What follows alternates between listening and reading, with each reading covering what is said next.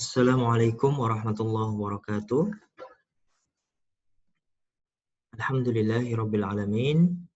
Assalatu wassalamu ala asyrafil anbiya'i wal mursalin wa ala alihi wa ashabihi ajma'in, amma ba'd. Teman-teman mahasiswa ilmu hadis yang saya banggakan, mudah-mudahan senantiasa dalam keadaan sehat. Bertemu kembali kita pada pertemuan mata kuliah produk tarjih. Insya Allah pada pertemuan kali ini kita akan membahas satu fatwa tarjih tentang zakat mal. Lebih tepatnya adalah zakat mal sebagai dana untuk pembangunan. Hukumnya bagaimana?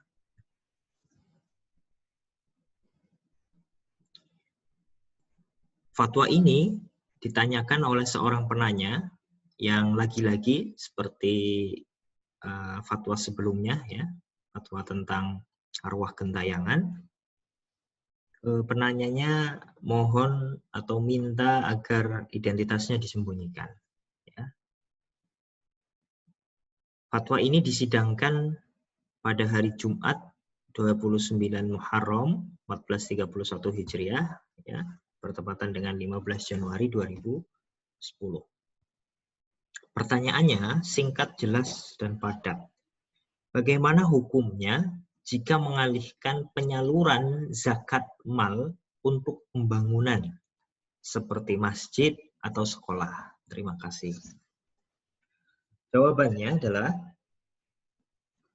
Majelis Tarjih dan Tajdid Divisi Fatwa mengucapkan terima kasih atas pertanyaan saudara. Sebenarnya berkenaan dengan siapa saja yang berhak untuk mendapatkan dana zakat, Allah telah menentukan dengan tegas dan jelas. Sehingga kita tidak perlu terlalu repot dalam menjawab masalah ini.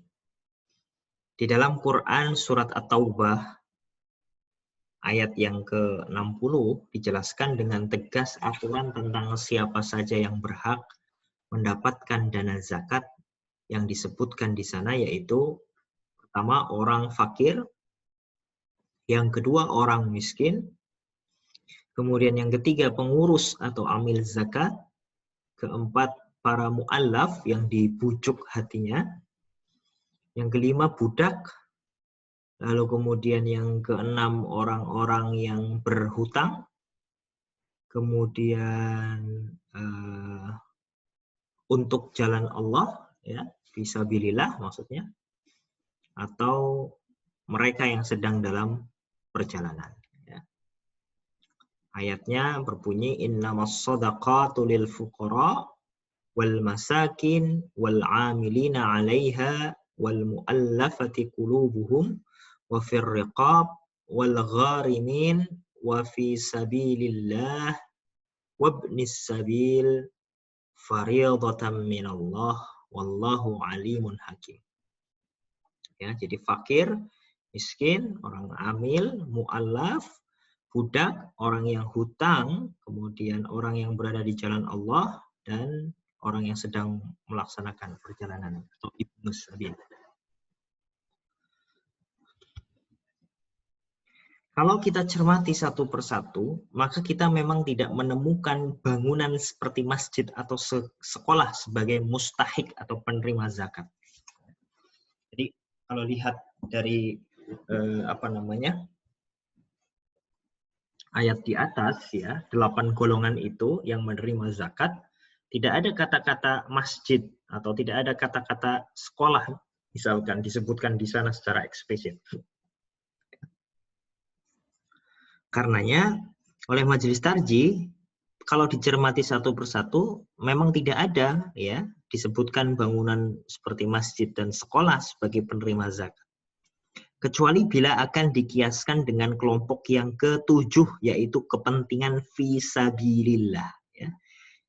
Jadi ada ulama yang mencoba mengkiaskan, ya, dana zakat itu dijadikan sebagai modal atau dana untuk membangun masjid atau sekolah dengan fi sabilillah, ya. Kepentingan di jalan Allah.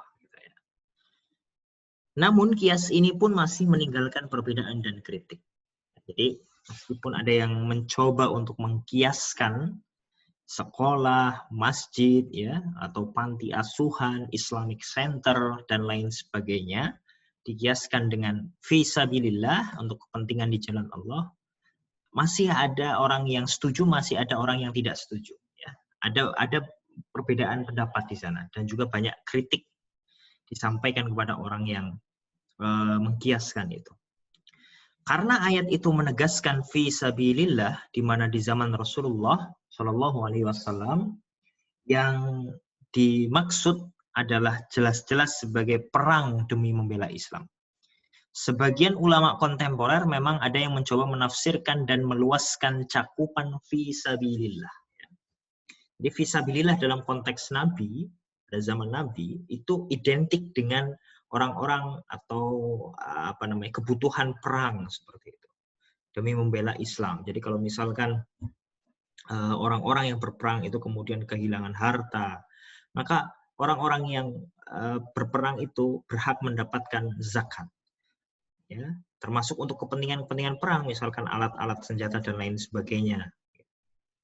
Nah, tapi di perkembangan zaman kemudian, ya terutama di zaman modern, zaman kontemporer seperti sekarang, ada beberapa ulama yang mencoba menafsirkan dan meluaskan, ya, makna dari fisabilillah.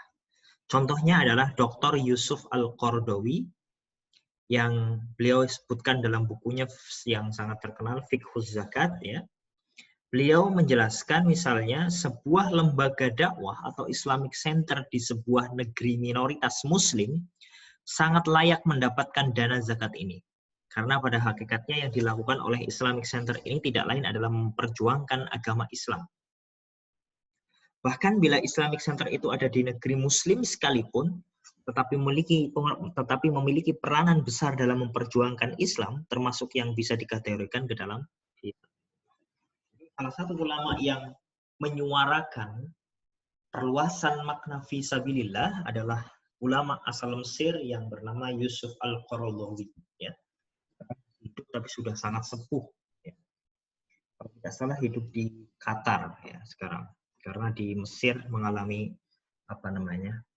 pengusiran, ya, termasuk ulama yang sangat lantang terhadap pemerintahan pada waktu itu. Nah, beliau mempunyai pendapat bahwa fisabilillah itu bisa diluaskan maknanya menjadi lembaga dakwah atau Islamic Center yang memang itu betul-betul memperjuangkan dakwah Islam. Baik itu di negara-negara minoritas maupun di negara-negara mayoritas yang memang sangat membutuhkan bantuan dana zakat itu. Ya. Nah, ini menariknya, ya. Ada upaya-upaya memperluas, upaya-upaya menafsirkan ulang makna fisabilillah ini. Di masa sekarang ini, umat Islam pun sedang menghadapi peperangan yang sangat dahsyat dari pihak musuh yang bersekutu.